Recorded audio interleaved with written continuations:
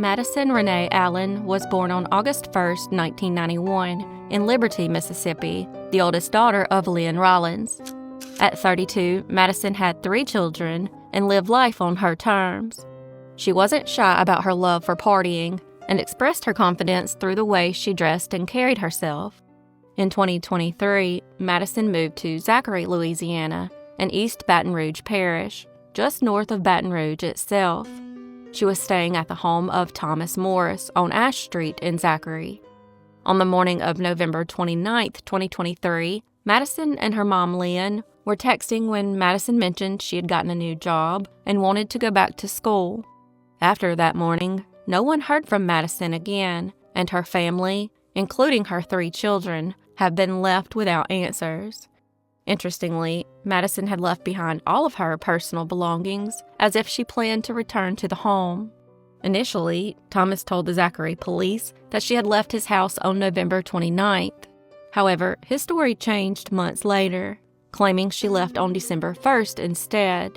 In a conversation with Lynn on Facebook Messenger, Thomas even said Madison had taken all of her things when she left, but that wasn't true. He claimed Madison got into an unknown vehicle the day she vanished. Since then, no one has heard from her. When Lynn contacted Madison's friends, they too had not heard from her. Thomas, at first, didn't mention that Madison had been living with him. He said he hadn't seen her since Thanksgiving, adding that he had been looking for her. But when Lynn checked Madison's messages, she found a text from October 30th, 2023, in which Madison told a friend she was stuck at Thomas's house. Why didn't Thomas mention Madison's living situation? Why didn't he call the police when she went missing, especially after she left everything behind? Why did his story change, and what happened to her stuff? We do know that before she disappeared, Madison had told Thomas she wanted to leave. It was possibly the last conversation they had. He admitted to police that he would often meet women at the racetrack gas station on Airline Highway and invite them into his home, offering them whatever they needed. In January 2024, another woman went missing after an argument with Thomas. She had asked to be taken home, but he put her out of his vehicle at an abandoned lot. She was later tragically sold. In October 2024, Thomas was arrested on strangulation charges after a woman staying with him accused him of assault. His own brother, Joseph Morris, even posted a chilling comment on Facebook saying Thomas targets women who don't have families to search for them. Madison's family is left with a trail of unanswered questions. The one thing that's certain is that Thomas Morris is the last known person to see her, and he has admitted to it. So where is Madison? What happened after she told Thomas she wanted to leave? Madison has many tattoos, including angel wings on her back, rosary beads, an infant footprint on one of her thighs, and tattoos on both wrists. Her 3 children have been left without answers. Her case is all more haunting because she vanished only 2 months after arriving in Zachary. If you have any information about Madison's disappearance, please contact Detective Justin Miner at the Zachary Police Department at 225-963-1791.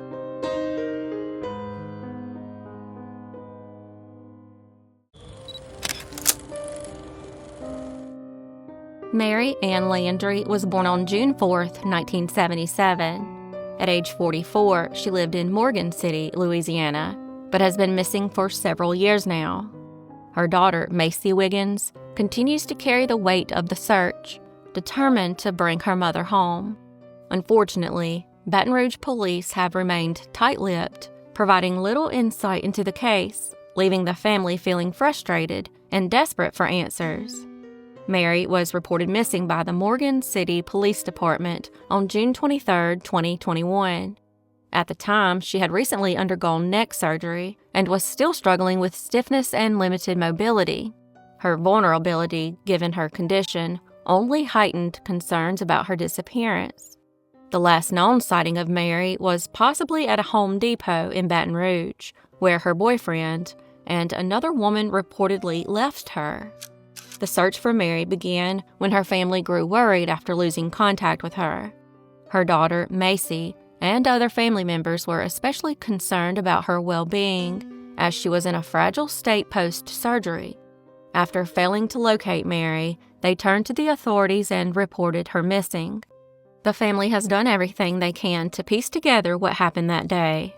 Macy even visited the Home Depot in hopes of finding security footage. Unfortunately, they initially went to the wrong store, and by the time they found the right one, it was too late. No footage remained. This was a heartbreaking setback in an already painful search. To make matters more difficult, the case was handed off to a new detective who, due to jurisdictional issues, is no longer working on it. Macy and her family feel as though they're running in circles, unable to make progress or get the answers they so desperately need. Mary was not herself when she went missing, weakened by surgery and in a fragile state. She was more vulnerable than usual. Macy just wants to bring her mother home, but it's a painful, difficult reality to face, especially knowing that someone you love is out there, and it feels like no one is doing enough to help. If you have any information, no matter how small, please contact Crime Stoppers at 225-344-7867. Every detail counts.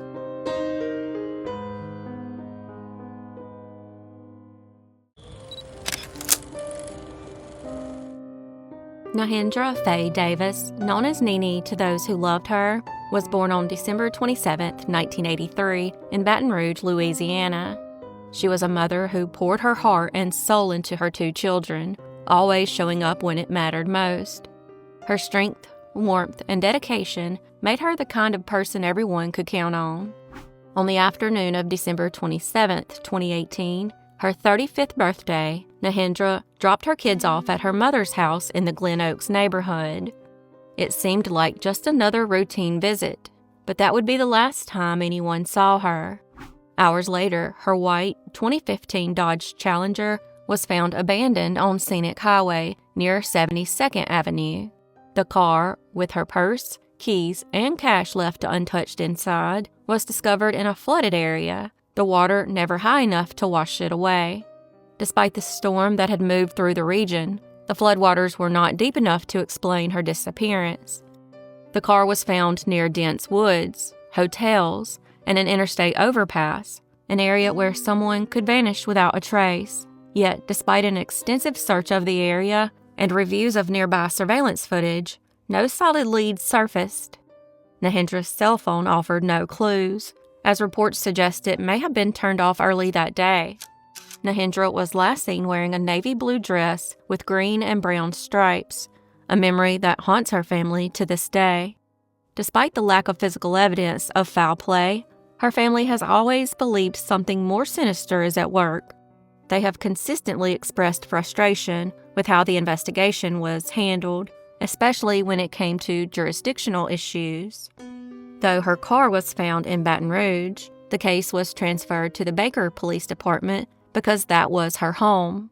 This division between departments created complications, with resources and vital information often not shared across city lines. The Baker PD, a smaller department with fewer resources, struggled to handle a case with such complexity. Important tools like access to surveillance footage, forensic teams, and digital evidence were tied to agencies that were not directly involved in the investigation. As a result, many crucial leads went unexplored. Her family has tirelessly pushed for answers, but the case remains cold.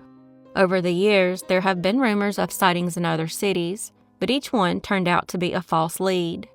Nahendra's social media activity, particularly a sudden change in her relationship status to engaged, just 2 weeks before she vanished, remains an enigma. Nahendra's disappearance left a void in her children's lives, one that has grown deeper as the years pass, with no resolution. The unanswered questions continue to weigh on her family, with each year that passes feeling like another piece of the puzzle left unsolved. If you know anything, no matter how small, please come forward. You can contact the Baker Police Department at 225-775-6000 or reach out anonymously to Crime Stoppers at 225-344-7867. Sharing Nahendra's story is one of the most important ways to keep her name alive. The more people who hear about her, the greater the chance someone will come forward with the missing piece of this heartbreaking puzzle.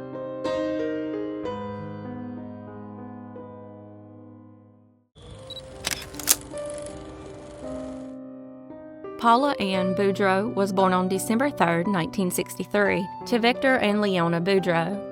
At 22, she lived in Golden Meadow, Louisiana, with her parents and young son, Eric. On August 3, 1986, Paula left home to attend the Bull Club Fair, a local event in the small town that followed the Blessing of the Fleet boat parade on Bayou Lafourche. She went with her sister, Lilium, but by 10:30 p.m., she'd had enough of the festival, and her sister dropped her back off at their parents' house. That was the last time anyone saw Paula alive. It's unclear if her parents were awake or asleep when she returned home, but she vanished after returning, and her family reported her missing soon after. The search began, but the case quickly grew cold. 3 years later, in 1989, hunters in Slidell, Louisiana, discovered skeletal remains in a wooded area, but they couldn't identify them. Then, about 33 years later, in 2022, the LSU Faces Lab worked on reconstructing a facial profile, and an anonymous tip led investigators to identify the remains as Paula's. It took so long due to the lack of technological tools and the challenge of identifying unidentified remains from the late 1980s. Once DNA testing was applied in 2023, the case quickly gained momentum, confirming Paula's identity. Her distant cousin, Michelle Choist, had started looking into her family's history. This led to her finding a connection between Paula's disappearance and a Jane Doe found in Slidell in 1989. She noticed that the Jane Doe's hands were missing, a detail that matched the rumors she had heard growing up. When Michelle saw a clay rendering of the Jane Doe, she was shocked at how closely it resembled Paula. Driven by this discovery, Michelle reached out to the Faces Lab with a tip, and shockingly, DNA testing confirmed her hunch. While the investigation continues, the exact cause of Paula's death is still unclear. Evidence suggests she was dismembered, and her remains were disposed of in Slidell, but investigators have yet to pinpoint how she died. No definitive cause of death has been publicly announced, though the nature of her remains strongly points to foul play. Russell Lee and Judith Weiser were arrested in July 2024 and charged with second-degree murder and obstruction of justice related to Paula's case. However, a grand jury later ruled there wasn't enough evidence to proceed with the case, and the charges were dropped. This decision has left many wondering about the sufficiency of the evidence collected. While the couple's violent histories and connections to Paula made them the primary suspects, there wasn't enough conclusive proof for a conviction, which remains a painful setback for Paula's family. One theory that investigators have explored is the idea of a love triangle. Paula was allegedly involved with a married man, and just days before her disappearance, a woman known for her violent temper was reported to have threatened her. Investigators speculated that jealousy may have played a role in Paula's death. While this theory fits into the timeline and motive for some, it's still unproven, and the investigation continues to search for solid evidence to confirm this. A rumored confession surfaced shortly after Paula's disappearance, but it was mysteriously lost before authorities could act on it. Some believe this confession contained crucial information that could have moved the investigation forward. The details of the confession remain a mystery, but it's believed to have been a significant lead that was unfortunately destroyed or disappeared. Despite this, investigators continue to pursue new avenues to find justice for Paula. Over the years, rumors of corruption have swirled locally, with some suggesting that a confession or other critical pieces of evidence were destroyed or hidden. Sheriff Craig Weber has denied any corruption within the department, but the rumors have persisted, leaving questions about the integrity of the investigation. While these claims have not been substantiated, they add to the long list of complications in solving Paula's case. As of now, the case remains open, and investigators continue to explore new leads. On May 6, 2025, a graveside service was held at Cherami Cemetery, where Paula's family finally had a chance to say goodbye. Although her life was tragically cut short, her memory and the fight for justice continues. If you have any information that could help solve this case, please contact the Lafourche Parish Sheriff's Office at 985-448-2111. Every detail, no matter how small, could bring Paula's family one step closer to justice.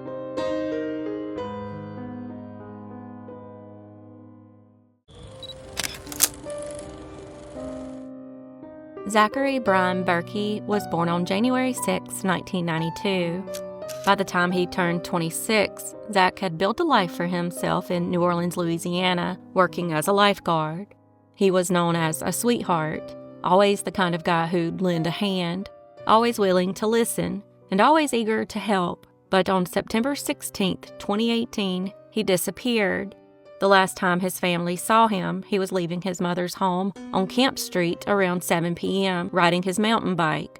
That bike, black with distinctive thick rims, has never been found, and with it, Zach was gone.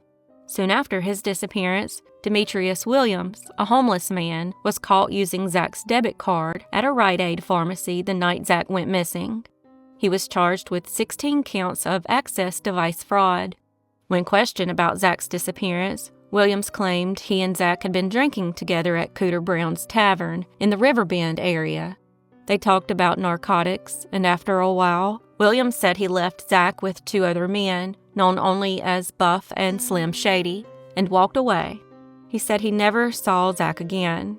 Surveillance footage shows Zach was indeed at Cooter Brown's that night. Around 8:25 p.m., he withdrew $80 from an ATM. He looked calm and relaxed. Christine, Zach's mom, confirmed it wasn't unusual for him to talk to strangers, but what happened after that still remains a mystery. Zach was last seen in the Pigeon Town area of New Orleans, wearing a dark gray t-shirt, black shorts, and red and black flip-flops. He was pushing his black mountain bike, and nothing, not the bike, not his flip-flops, nothing has been found since. 3 days after he went missing, Christine got a call from his work. Zach hadn't shown up for his shift on September 17th. This wasn't like him. He was always responsible, always keeping his mom in the loop. Immediately, a missing persons report was filed, and the search began. As the family pieced things together, they discovered his bank card had been used multiple times. This led them to investigate, following a trail that seemed to lead to more questions than answers. Zach's last confirmed stop was Rally's, a fast food spot just a quarter-mile from home. He got some food, paid with his card, and made a final phone call around 7 p.m. That call was to a family friend, and from what Christine understood, something in that call upset Zach. Afterward, he biked about 3 miles to the Black Pearl neighborhood, where he was seen sitting on some railroad tracks next to Cooter Brown's. A man named Robert, also homeless, saw Zach there. He recalled him looking agitated, talking to himself. After that, things get hazy. Robert said Zach left the tracks, walked toward a group of men sitting by a monument, and started talking with them. One of those men? Demetrius Williams. Robert later confirmed that it was Zach and even remembered him saying he needed to get up early for his lifeguard job. Zach and Demetrius spent some time together, and later, Zach entered Cooter Brown's, withdrawing $80 from the ATM just before heading out again. Demetrius later told police that he and Zach went to a Shell gas station where Zach bought 2 beers, one for himself, one for Demetrius. But strangely, Robert said he never saw Zach's bike. Maybe he didn't notice it, or maybe Zach locked it up at the daiquiri shop. Whatever happened, it's one of the questions that still lingers. As the investigation continued, Christine learned more about Demetrius. He frequented the area where Zach was last seen.